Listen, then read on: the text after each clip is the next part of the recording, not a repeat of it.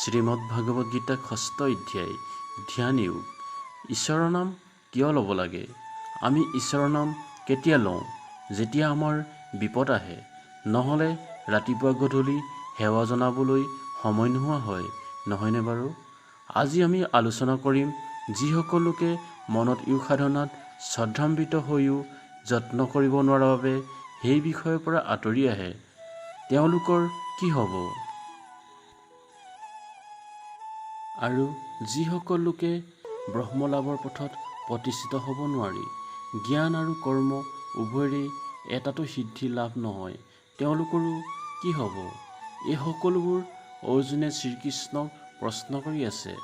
তেওঁৰ মনত সংশয় ভাৱ আহিছে আৰু এই সন্দেহবোৰ ভঞ্জন কৰিবলৈ শ্ৰীকৃষ্ণক অনুৰোধ জনাইছে।